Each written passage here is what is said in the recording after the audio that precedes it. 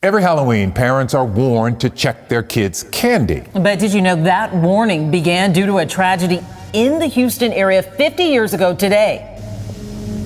Yeah, it was a rainy Halloween just like this one when an 8-year-old boy was poisoned after he went trick-or-treating. His killer turned out to be the man you would least expect. We got a call from an insurance agent that O'Bryan bought these 2 policies for his kids on October 3rd. And he was trying to cash them in.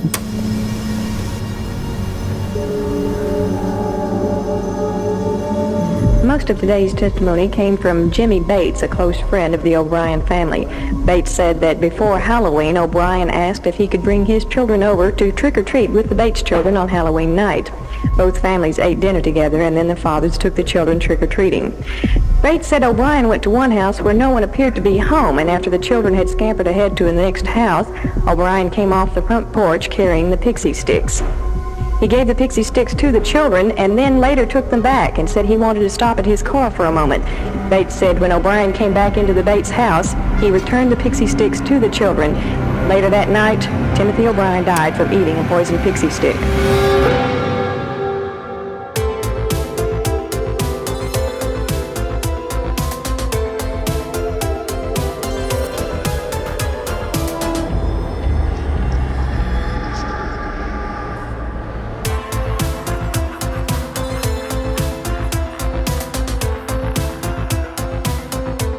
Hello and welcome to a special Halloween special I Could Murder a podcast. We are back. It is spooky season once again. You thought you were rid of us?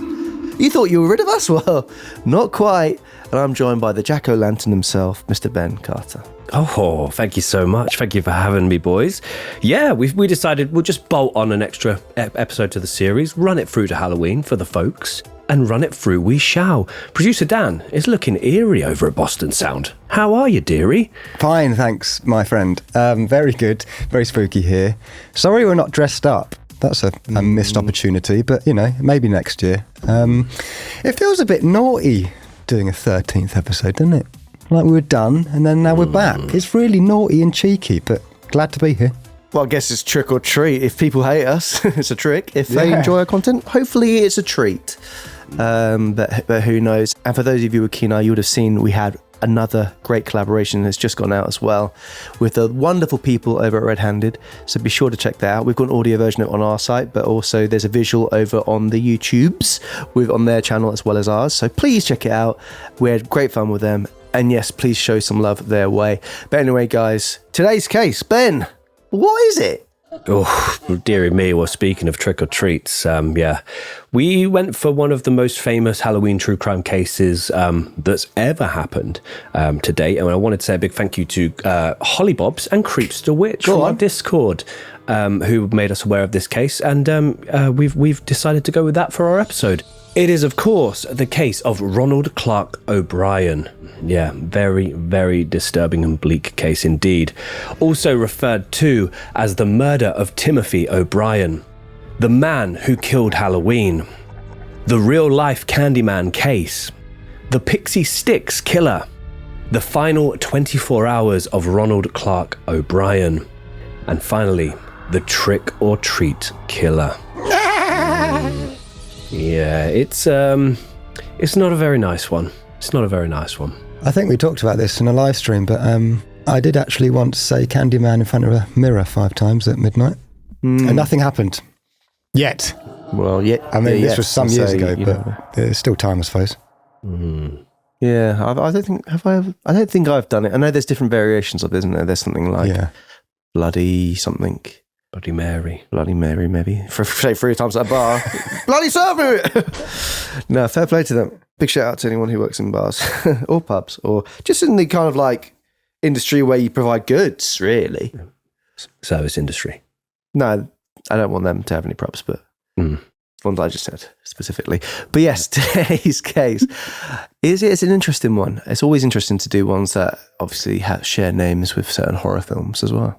Yeah, I mean, I can't recall too much of the actual Candyman series, but I think this more in terms of the urban legend side of things and, stranger danger and Many parents for many years across America, across the whole country, would not allow their kids to trick or treat without their supervision. They would frequently check what they brought home in their little trick or treating bags. This case is horrendous in terms of the, all parts of it. The motive, the preparation, and the event itself is highly disturbing that someone could do this to any child, but their own child just adds an extra layer of despair to this case.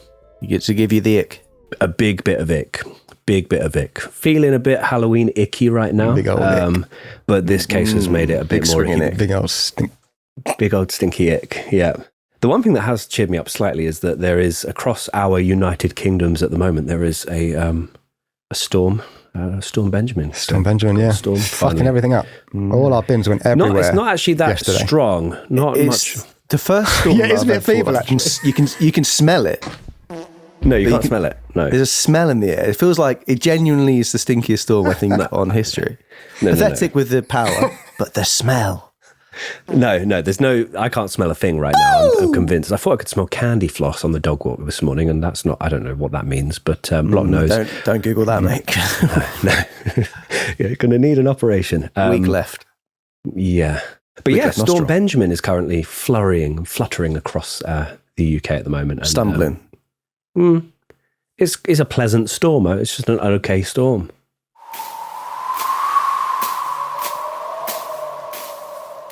So stay safe out there, guys, because he might get you. Yeah, cover you. Put the peg on your nose, ladies and gentlemen, because it stinks. Anyway, let's get into today's case. You bastards. All right, go on, throw it to me, Tom.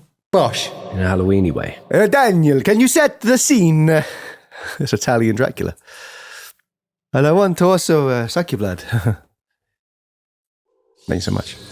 Halloween night of 1974, the city of Pasadena, Texas.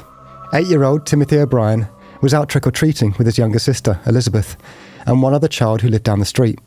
The group were under the close supervision of 30-year-old Ronald Clark O'Bryan, Timothy's father, a well-respected deacon of his local church. The evening went by without issue. The children were full of excitement as they went door to door, filling their bags with candy from their neighbours. As night grew closer, the children went home, emptied out their bags, and began enjoying some of their treats just before bedtime. What should have been a completely innocent moment soon became the final agonising moments of Timothy O'Bryan's life. Just a few seconds after tasting a sharp bitterness instead of the powdered sweetness of a pixie sticks given to him by his father, Timothy began to vomit and convulse uncontrollably, his body seizing as his father screamed for help. Within minutes, the young boy was now laying dead, apparently poisoned by cyanide that had been carefully concealed within the candy. Panic swept through the local community as parents tore open their children's Halloween takings, terrified of finding another tainted treat.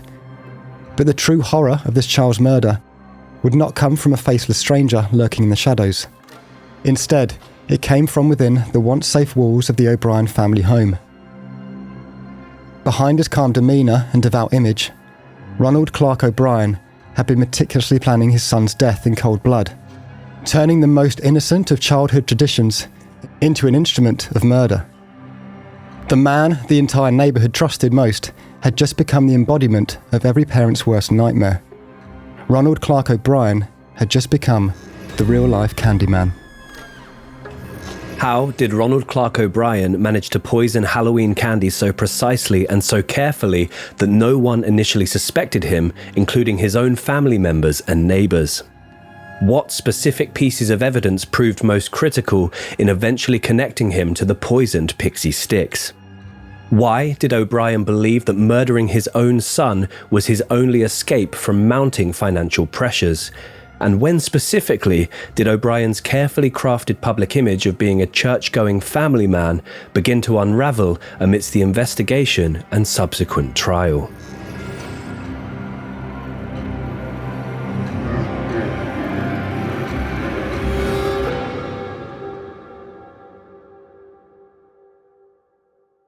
So now we're going to go into a little bit of background on Ronald Clark O'Bryan, and then we'll go into the timeline of the case of the Candyman. Candyman can, and he does it with a smile. Pixie sticks, by the way, are they an American treat?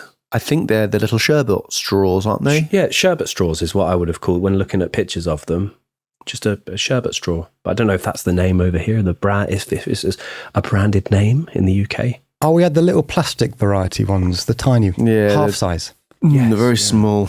These ones are mega, 21 inches. These are too much sugar. Giant. That's a lot, isn't it? Yeah. That's a whole lot of inches, man. Big old pixie sticks. Swinging pixie stick. Yeah. That går doesn't damage. Yeah. Ronald Clark O'Bryan was born on the 19th of October 1944 in the city of Houston, Texas. There is little to no information publicly available about his background, his parents, whether or not he had any siblings, or what his childhood and family life was like during the 1940s and 1950s.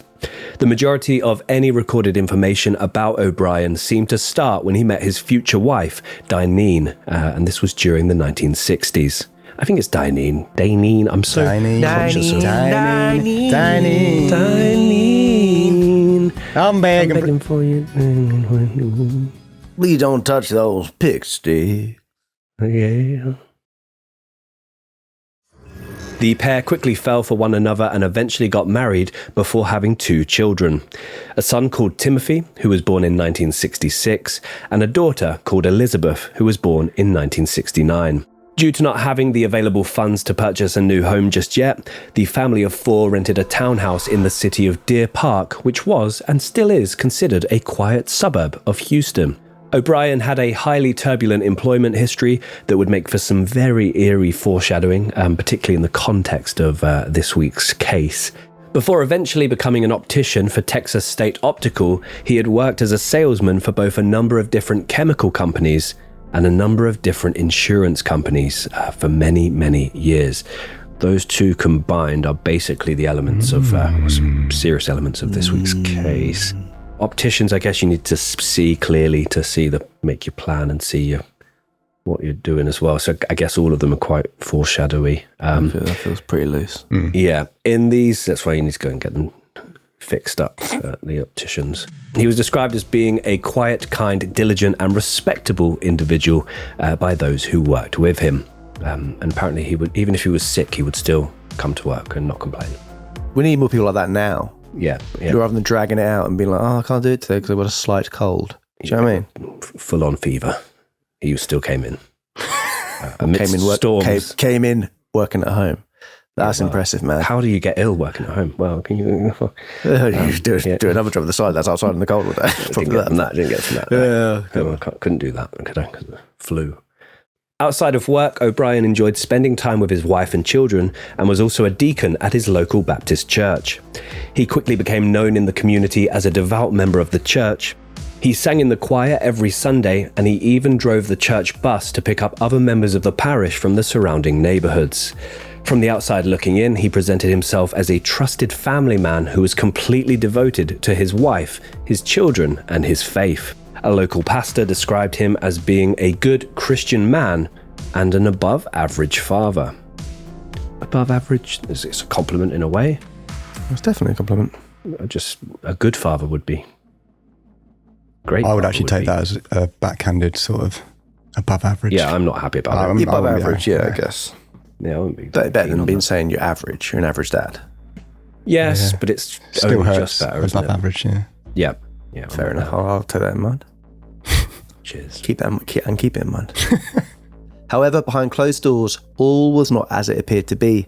Going back to the fact that the family rented a townhouse because they couldn't afford a new home just yet, this was a common phrase that O'Bryan would share with others, but not with his wife.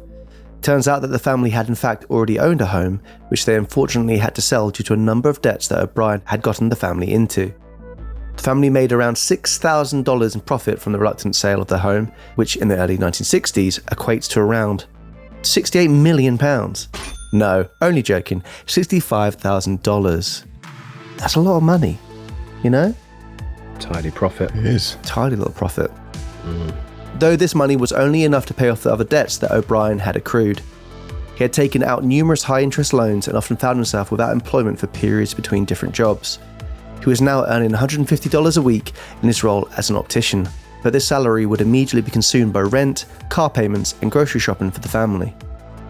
On top of this, there was an extensive amount of debt that was still unpaid that he seemed to be running from. I'm trying to figure out if that's a good amount of money to be earning from an optician a week. Who knows? 600 a month. If we're doing that. If six, that is like $6,000 a month, isn't it? Yeah. Wow. That is big money. That's a lot of moolah. Down the Yeah, that's opticians. decent. Stevie White used to be an optician. Really? He did. It's the only person I know that's an optician. Seems high. That seems It like does seem a high. good amount of money. What year was this again? This was kind of around this was from the 1960s through to the mid 1970s. So he was there for a while. Oh, yeah, it's $6,000. $6,000 a month. Maybe he was shopping at Waitrose. Yeah. Who knows? Even Tesco, to be fair, the prices have gone up. Beneath his highly polished exterior, O'Brien's life was spiralling more and more beyond his control. And as we mentioned, he struggled to keep a steady job, reportedly working in more than 20 different positions over the course of just a decade. 2 jobs a year. That's a lot, isn't it? That CV is full. It's a big CV, yeah. And he was now drowning in historical debts, facing serious financial problems. His car was on the verge of repossession, and unbeknownst to his wife, the family were facing a potential eviction from the townhouse. Before he had even turned 30, O'Brien owed $2,000 on a delinquent loan and another $800 to, as he put it, the government. He was 8 months behind on $149 per month car payments and had received a letter threatening repossession.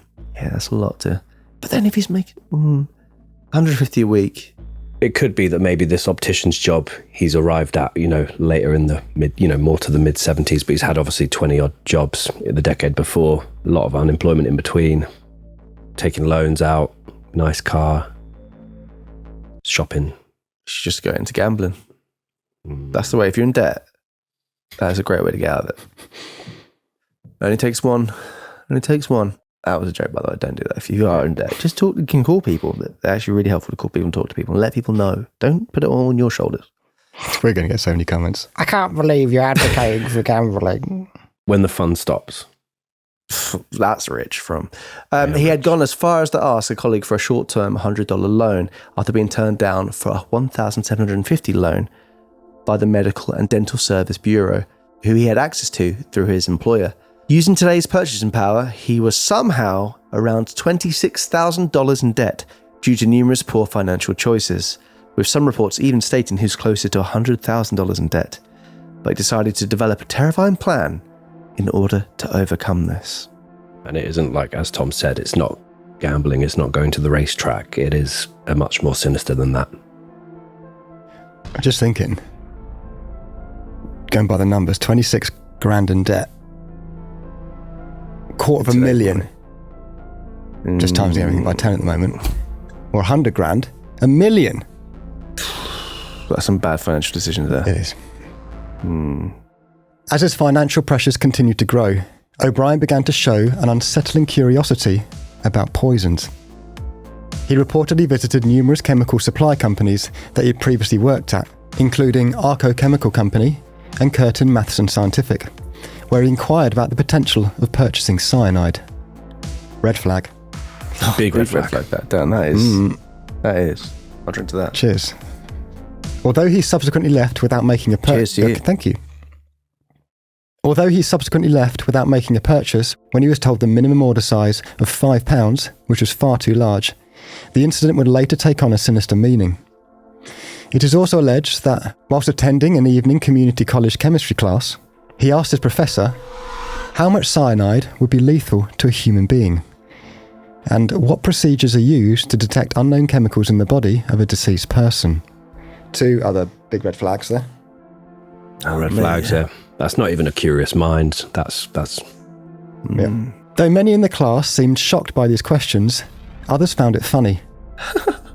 And some even considered them to be legitimately interesting questions. That's a fascinating question.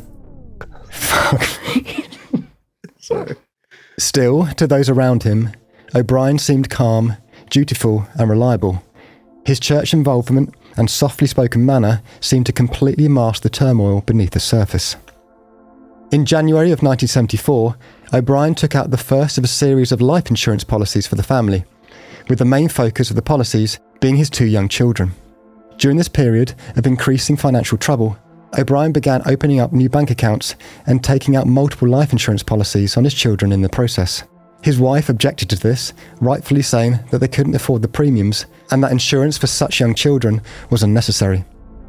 However, ignoring her concerns, O'Bryan secretly purchased additional policies in late September or early October, bringing each child's total coverage to $20,000, so $40,000 in total, while he had little to no insurance taken out on himself. He had now the policies in place, but he didn't have the cyanide he needed to go through with his plan. So in August of 1974, O'Bryan asked his manager at Texas State Optical to obtain cyanide, claiming that he needed it to clean the gold frames of a particular set of glasses. This was even though cyanide hadn't been used in the optical trade as a cleaning agent for decades. When his manager refused to sign off on this, O'Bryan repeated the request a few weeks later and was referred to higher-level staff for approval. Once again, this was refused. Yeah, immediately when I was reading that, I was like, oh, what? That would have been a big fit. I did not know cyanide. I always associate cyanide with a particular historical event. I think we've talked about this before. Hitler. But I did not know it was a cleaning agent once upon a time. Yeah, clean Hitler out. Well, yeah, that's true. But yeah, this is a big part of the case. So he's got the life insurance policies sorted. The one element of the case that still isn't completely solved is how exactly he came to obtain cyanide. He'd been rejected from this, industrial chemical company where he went because they were selling it in too big a batch. And then to try and get it at work, again, it was refused by his superiors. The two most widely believed manners in which he got the cyanide was by stockpiling very, very small amounts that his employer had, and he gradually built that up over time. And the other one is that he went to a garden centre and purchased it from a garden centre, but none of this can be proven. What about this, Ben? I mean, the Ozark way. I've only watched the first couple of episodes of that. Shock. Something I recommended him. He hasn't watched yet again. I watched Titanic sink for the 28th time. No, it's apple pips. Kilos of apple pips. Okay. Yeah. Smash them up, cyanide in them. Do you need loads, though? Yeah. Could he do it in a few months? I think so. 1 gram of apple seeds contains around 0.6 milligrams of cyanide. How many apple seeds would you need to harm someone? I'm just asking for the episode, not This for me. means you'd need to eat nearly 100 apple seeds in one sitting to start putting yourself at risk. Yeah, that's not too crazy, is it, really? That's not crazy at all, I'd say, Tom.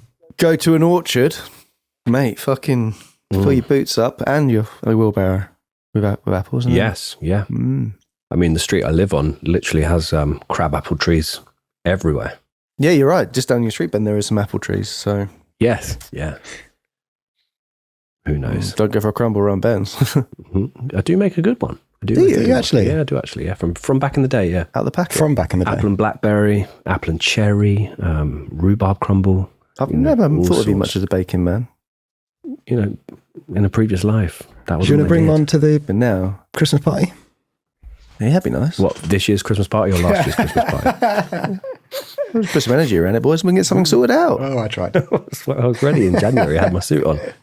So the big thing here is he has his life insurance policies taken out, mainly on his 2 young children, not really for him or his wife. Banks have allowed him to sign up despite a huge amount of historical debt. He's now trying to obtain cyanide by any means necessary, perhaps the Ozark method. We don't know. So as Halloween of 1974 approached, 30-year-old Ronald Clark O'Bryan appeared to have become more and more distant to his wife and 2 young children. And he decided to take 2 massive risks that most people who were about to commit murder and life insurance fraud simply would not take. In a private conversation with a friend of his by the name of Jimmy Bates, O'Bryan talked about him potentially buying a new house for the family just before Christmas. But he asked Bates not to tell his wife about it. And on the 23rd of October, just 8 days before that fateful night, he also told a loan officer at the Medical Branch Credit Union that he was, quote, expecting a large sum of money before the year's end, and therefore arranged to extend his payments on an existing loan. He did all of this whilst also planning to quit his job as an optician at Texas State Optical in mid-November. All of these plans and all of these conversations we've just talked about, his wife knew nothing about this. A lot of risky talk for a man. Also, you need communication in relationships. If you don't talk... Yes. You know? Yeah. You're a team at the end of the day. That is a small takeaway from what he is. I might get a small takeaway tonight. He's up to. Oh, What are you going to get? don't know yet. Maybe pizza. Oh, mate, you should get that. You should get that. So about a week before Halloween, O'Bryan brought home Halloween costumes for his children and seemed unusually excited about taking them trick-or-treating. And this was despite him never showing much interest in the holiday before, never being interested in taking his kids out. I've always liked it. I've just not had the time to prepare a costume. This year I've had time. Okay, I'm going as the Apple Man. Steve Jobs. I've had 20 of them. Unreal. So yeah, he's rocked up. He's got costumes for his children, and are now suddenly obsessed with Halloween and the idea of trick or treating. At around that time, he and Jimmy Bates agreed that their families would have dinner together in the nearby city of Pasadena, and then go trick or treating as a group. O'Bryan's children, 8-year-old Timothy and 4-year-old Elizabeth, eagerly clutched their candy bags, glowing with excitement to go trick or treating with their father and their friends. But this would become a night that would harrowingly change and haunt all of their lives forever. And it is here that we move to the timeline of Ronald Clark O'Bryan, the real-life Candyman.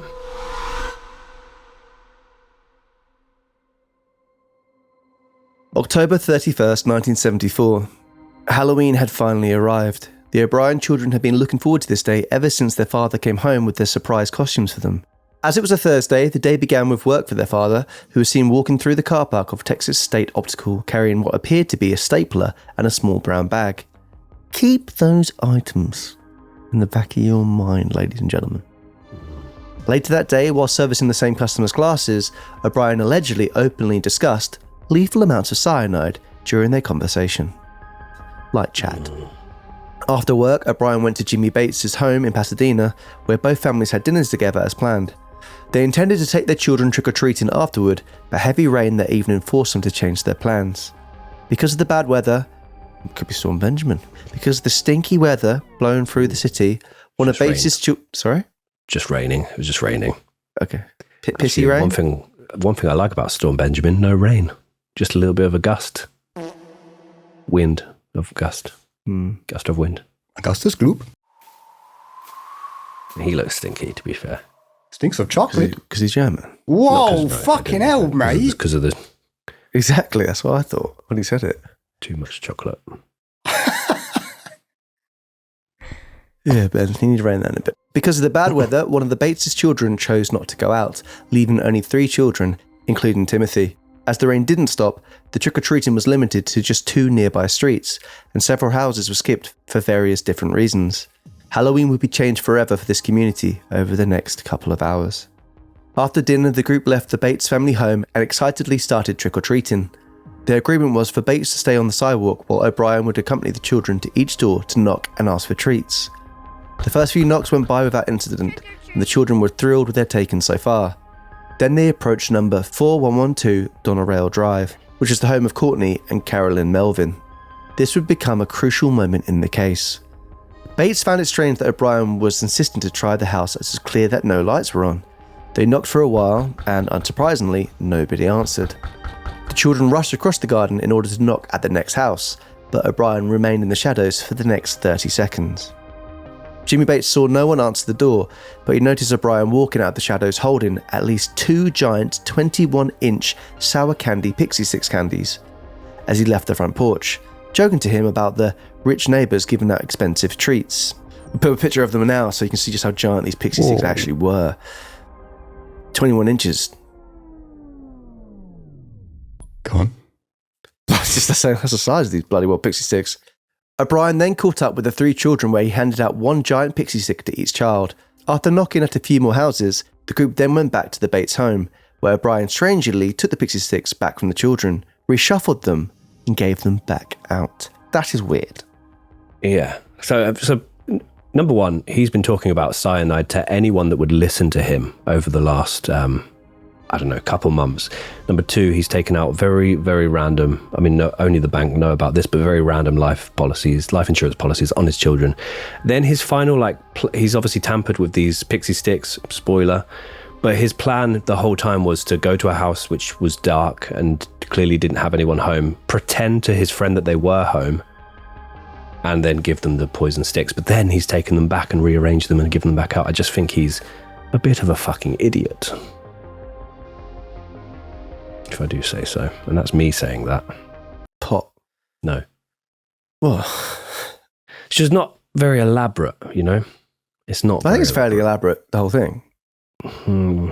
But it's poorly executed in terms of leaving a trail of breadcrumbs or sherbet in this case. But yeah, so anyways, he handed them back out after reshuffling them, and eventually each child present at the house, 2 of O'Brien's and 2 of Bates, plus a 5th child, a 10-year-old boy who randomly showed up later and claimed to attend the same church, received one of the suspicious giant pixie sticks.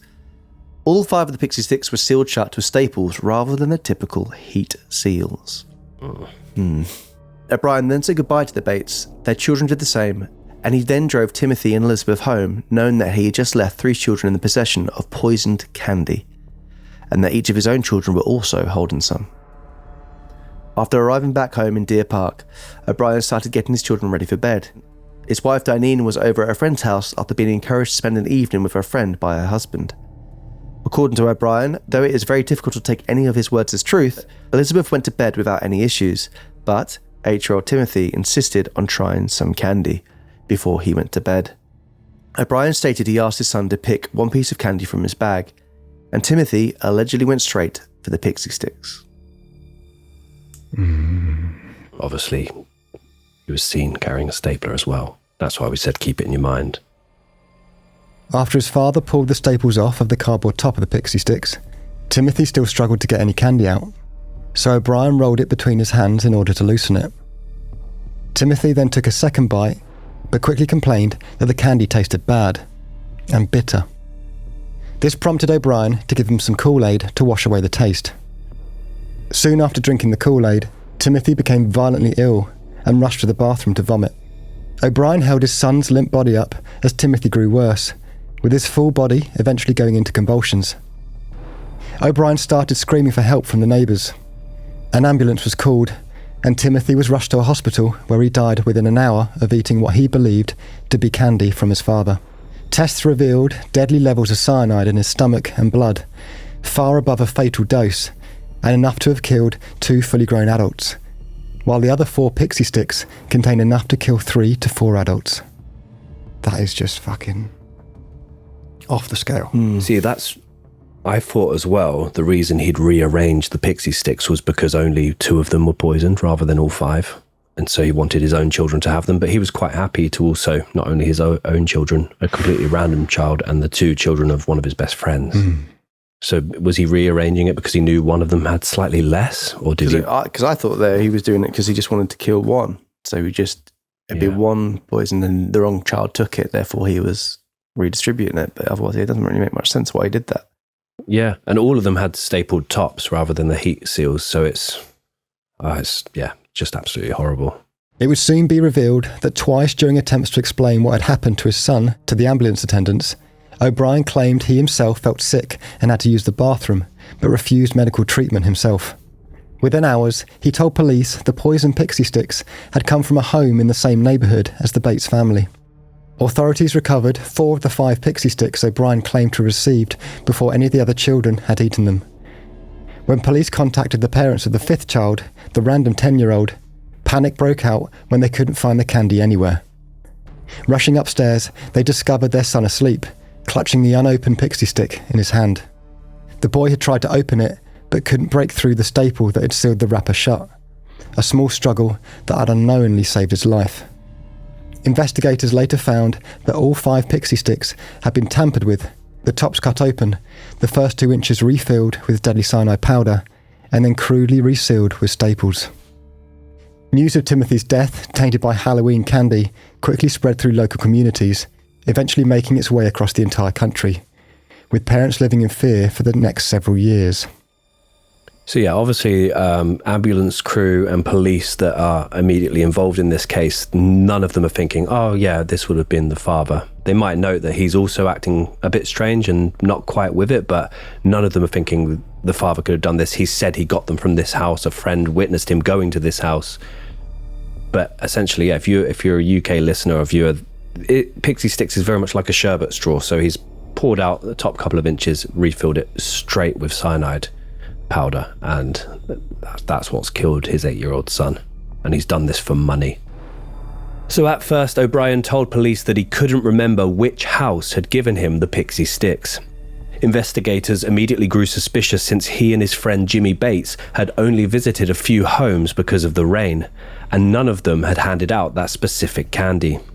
After walking through the neighborhood with police several times in the days that followed, O'Bryan finally pointed to a dark house, claiming that a, quote, man with a hairy arm had cracked the door open and given him the treats. None of the other 2 children could remember this, and neither could Bates, his friend.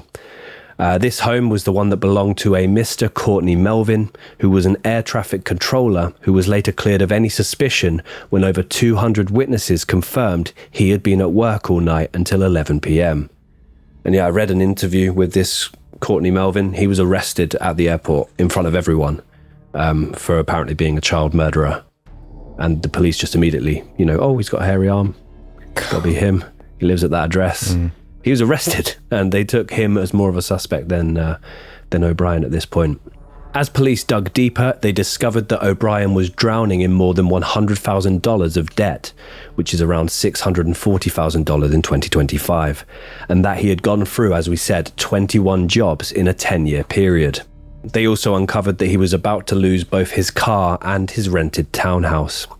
They also uncovered multiple life insurance policies that he had very recently and secretly taken out on his 2 young children, amounting to roughly $100,000 in total. And he took these insurance policies out despite his wife's objections and without her knowledge. Shockingly, investigators also learned that O'Bryan had called his insurance company the morning after Timothy's death to ask about collecting the payout. That is insane. So all of this, combined with evidence that O'Bryan had recently tried to purchase cyanide from several different chemical supply stores, police concluded that O'Bryan had poisoned the candy to murder his son purely for the insurance money, trying to use the other 4 children as collateral and cover for his crime. I guess, is that saying that basically if his daughter and the other 3 children consumed the Pixie Sticks, they would have died, but it would have looked less suspicious on him? Is that what he's saying? I guess, yeah, if not only his children who had the insurance policy on them died, it's less, like, you'd question it less, but I think with all the other stuff around it, i.e. him looking to buy cyanide, him talking about cyanide all the time, and him being in so much debt, and taking those insurance policies out anyway, I think it's always going to point at him immediately. So, yeah, I think I can see, well, I can't really see the logic of that, but that's probably the reason, just trying to muddy the waters a little bit. Crazy. Yeah, and he's called the insurance company the next morning. Yeah. Asking for the payout. I felt bad enough. I was on the train the other day and it was running late, and I did the late claim fee whilst on the train. And I felt that probably that's a little bit dodgy. As in, you claim for the lost. Wow, that's very, very me thing to do. Well, I was coming from Oxfordshire to Newcastle, a 120 quid ticket, and then I could claim 66 quid back. Well done. So I thought, why not? Yeah, that is similar. I'm just saying that. You feel like the weight between doing the claim feels like it's a little bit cynical in itself. So although police never determined exactly when, where or how O'Bryan had obtained the cyanide, regardless of this, he was arrested on the 5th of November 1974 and subsequently charged with 1 count of capital murder and 4 counts of attempted murder. Shockingly, though perhaps not surprisingly based on what we know about him, he pleaded not guilty. And his first trial began in Houston 6 months later on the 5th of May 1975. During the trial, more than a dozen witnesses testified that O'Bryan had showed, quote, a disturbing fascination with cyanide long before the crime. Yeah, he's basically known as the cyanide guy amongst, people that work with him, his customers, his friends, which is not a good name to go by, surrounded by the cyanide poisoning of your own son. A chemist friend recalled O'Bryan asking how much cyanide would kill a person, and a chemical salesman confirmed that O'Bryan had inquired about buying it on a regular basis. Friends and co-workers also said that he frequently brought up the poison in casual conversation.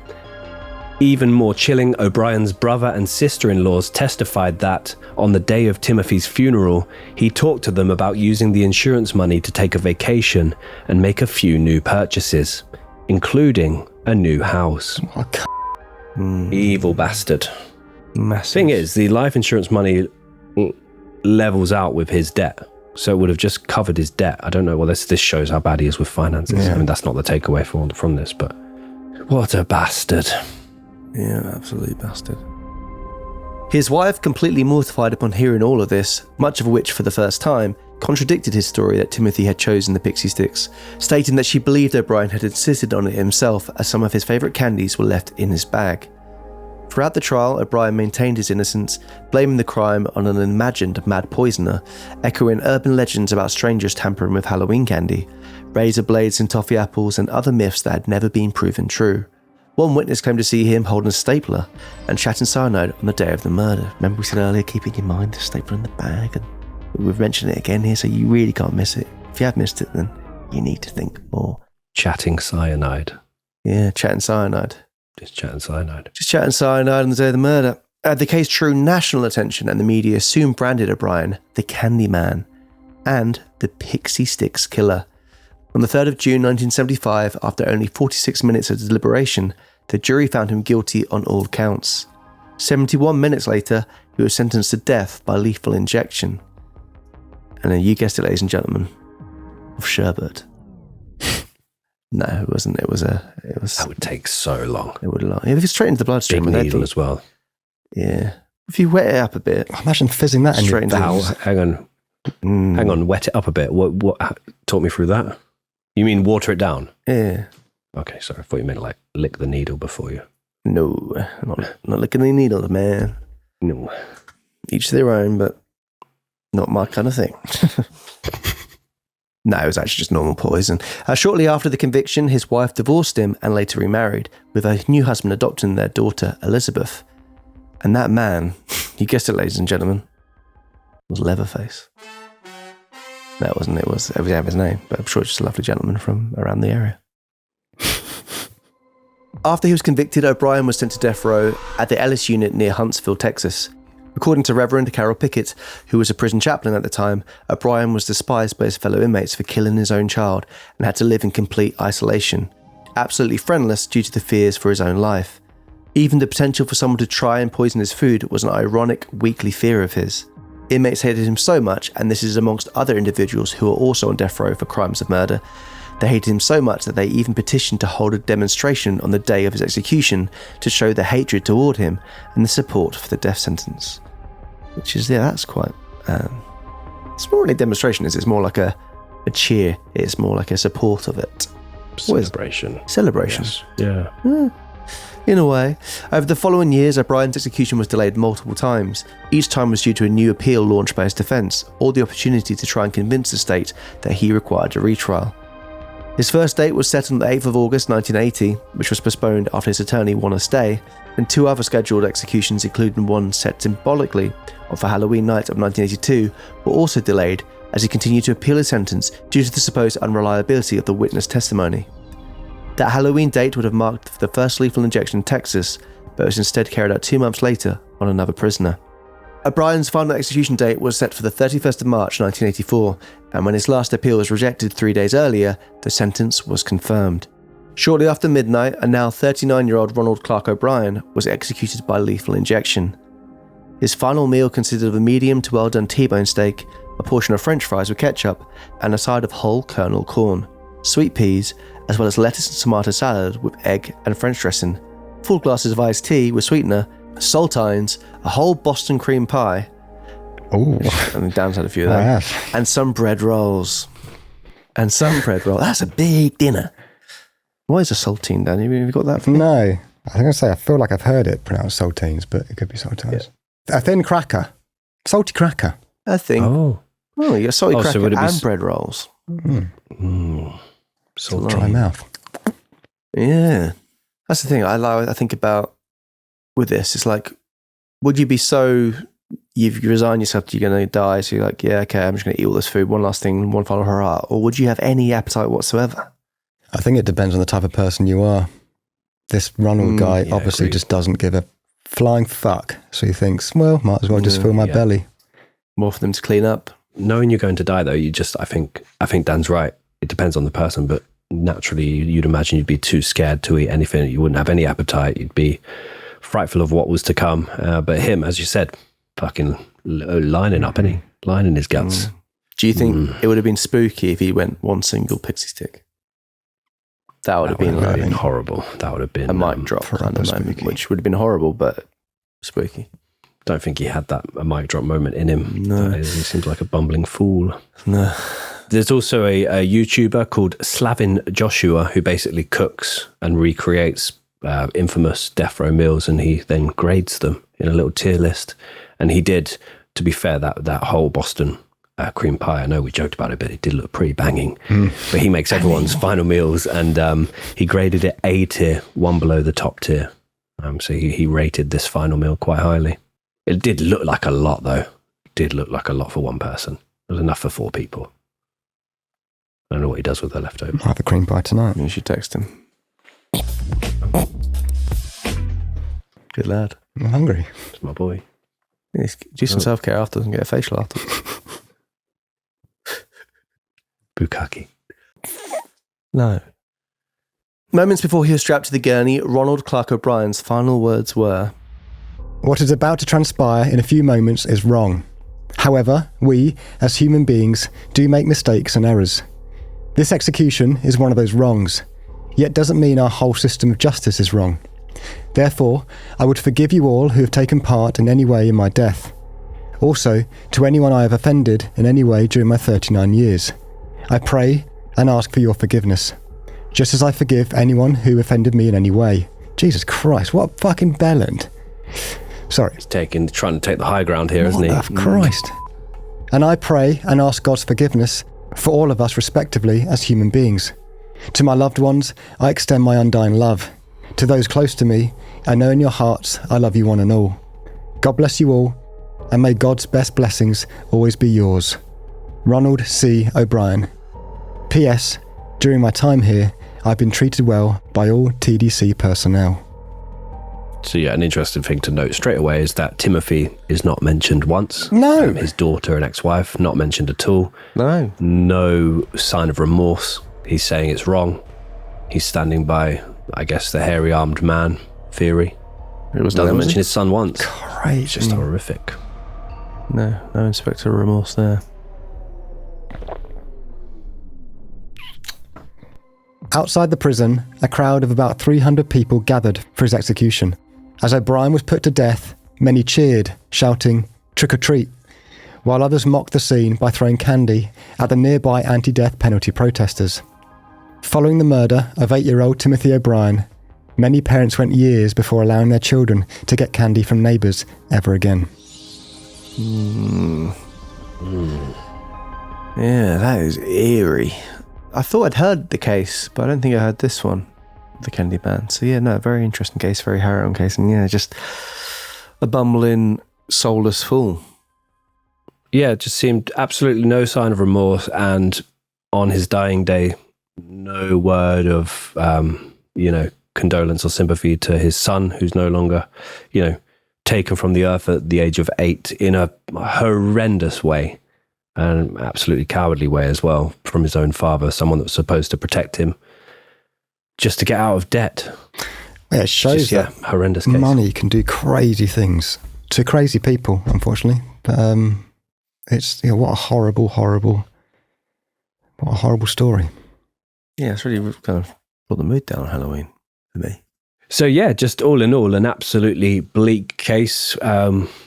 And yeah, you can see why it impacted the entire country for such a long period of time.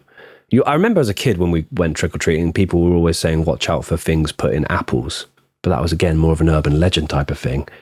Stapled shut sherbet straws.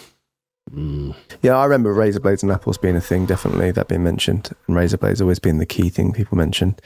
But yeah, no, a truly horrific case. And you just remind me, guys, do listen to our collab with Red Handed, please. It was a lot of fun, and you go show them some love. And also the happy hour, if you haven't listened to that, again, really fun episode. Why not go listen to that? And all in all, have a lovely Halloween. Hope you guys have a great time. It's a Friday night Halloween, which is lovely. So go have some fun. Send us any images. We'd love to see it. And if there's any icmap themed ones, I mean, that'd be amazing. I remember we did a pumpkin carving competition one. We did. I don't think anyone did it, but it was fun for. If you're doing any pumpkin carving, why not consider doing an ICMAP related one? I'm sure we've had some of those over the years that were very, very fun to see. I might put that in the ether this week so that people could do it for the Halloween, because I've already had a day off. But I think, hope you guys have a lovely Halloween. Hope it's full of lots of treats rather than tricks. And we do have a couple more specials up our sleeve, and there's some exciting things over on the website coming up, so please do keep an eye out. And we also have released some brand new merchandise.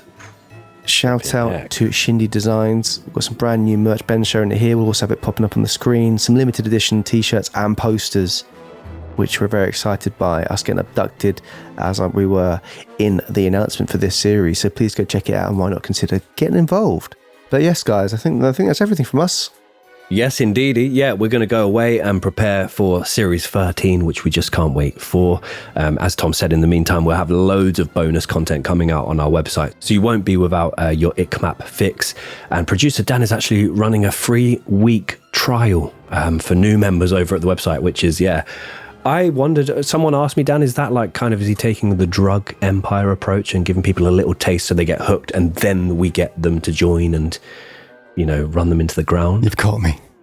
Maybe. Yes. Well, and also I can't really switch off now because it's on the internet now. The free trial is forever. Sorry, boys. No, we could turn it off probably, but people will be pissed off. So come and enjoy it before I turn it off. To be honest, the more the merrier. There's so much content on there, so please do watch it and let us know what you think as well. We love to hear from you guys. And until next time, like we always say, we say this all the time. Keep doing what you're doing. Well, unless it's for cyanide chat. Don't the apple man. Eat apples whole. Especially not about, 100 of them we say, Dan? Yeah, about that. 100 apples? Yeah, I think it's 100 seeds, apples, actually. 100 apples or 100 pips. 100 seeds, yeah. So but okay, so that's probably how many seeds in per handful, apple? probably. 6? Yeah. Handful. Well, that's a handful. 100. Jesus, just one apple. Don't fuck around with apple seeds, for the love of God. Anyway, guys, take care of yourselves until next time. Toodle pip.